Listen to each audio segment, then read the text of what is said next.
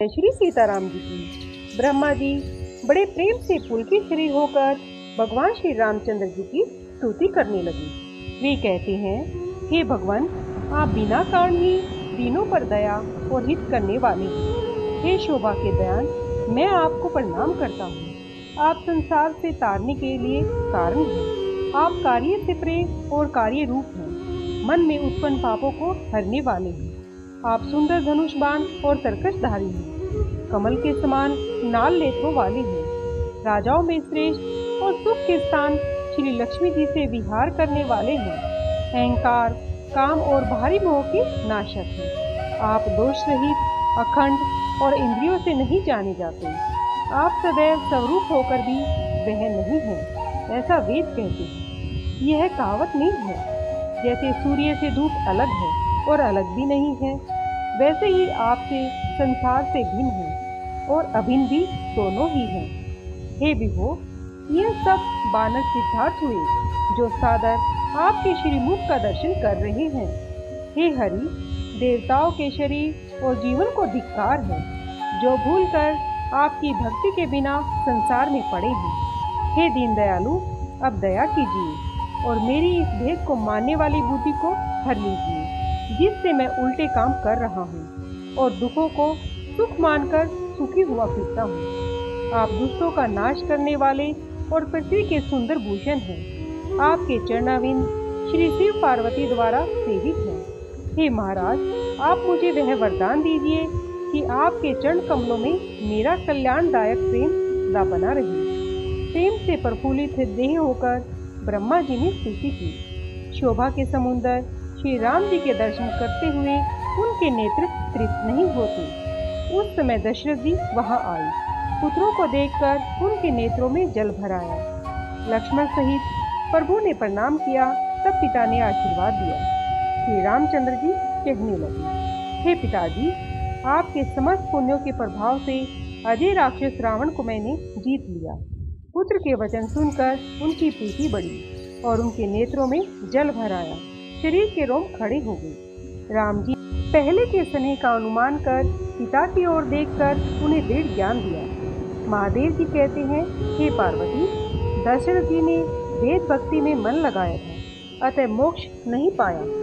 सैगुण ब्रह्मा की उपासना करने वाले मोक्ष नहीं लेते। उनको श्री राम जी अपनी भक्ति देते हैं। प्रभु को बारंबार प्रणाम करके दशरथ जी आनंद सहित देवलोक को चले गए। लक्ष्मण जी और जानकी जी सहित कुशल प्रभु कौशल राज की शोभा को निहार कर मन में बहुत प्रसन्न होकर देवराज इंद्र उनकी स्तुति करने लगा। वे कहने लगे, हे शोभा के स्थान, शरणागतों को शांति देने वाले, सुंदर तरकश और धनुष बाण धारण किए हुए, लंबी भुजाओं के प्रताप वाले श्री रामचंद्र जी, आपकी जय हो। हे खरदूषण के शत्रु और राक्षस समूह का मर्दन करने वाले, आपकी जय हो। हे नाथ, आपने इस दुष्ट को मारा जिसमें देवता तैनात हो गए। हे भूमि का भार उतारने वाले, आपकी जय हो। आपकी महिमा उदार और अपार है। हे रावण के शत्रु, आपकी जय हो। आपने राक्षसों को बेहाल कर दिया। लंकापति रावण को अपने बल का घमंड था। उसने देवता और गंधर्व को अपने वश में कर लिया था। मुनि, सिद्ध, पक्षी, मनुष्य और नाग, इन सब के मार्ग में हट करके बाधा पहुंचाता था।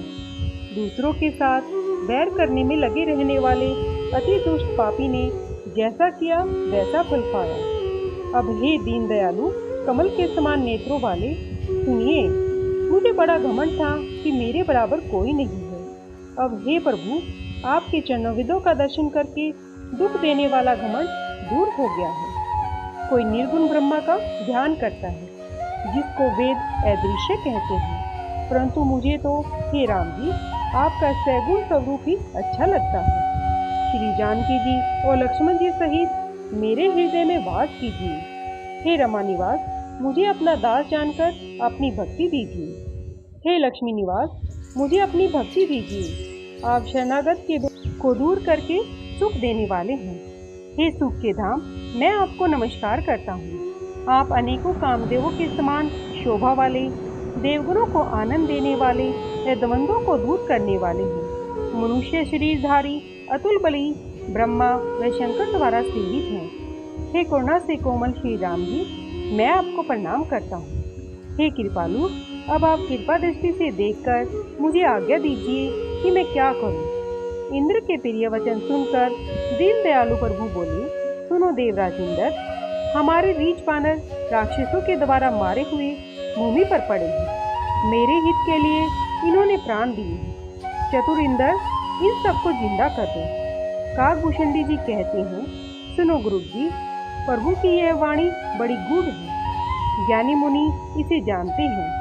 प्रभु त्रिलोकी को मारकर जिंदा कर सकते हैं। यहाँ तो केवल इंद्र को बढ़ाई दी है। इंद्र ने अमृत बरसाकर वानर और रीछों को जिंदा कर दिया। वे सब प्रसन्न होकर उठे और प्रभु के पास आए। अमृत की वर्षा दोनों सेनाओं पर हुई। रीछ बानर जी उठे, राक्षस नहीं जिए, क्योंकि उनके मन राम रूप में हो गए थे। अतः वे सब संसार के बंधन से छूटकर मुक्त हो गए। किंतु बानर और रीछ देवताओं के अंश थे। इस कारण वे सब रघुनाथ जी की इच्छा से जी उठे। श्री राम जी के समान दीनों का हितकारी कौन है, जिन्होंने सब राक्षसों को संसार के बंधन से छुड़ा दिया। नीच महापापी और महाकापी रावण ने वह गति पाई जिसे श्रेष्ठ मुनि भी नहीं पाते।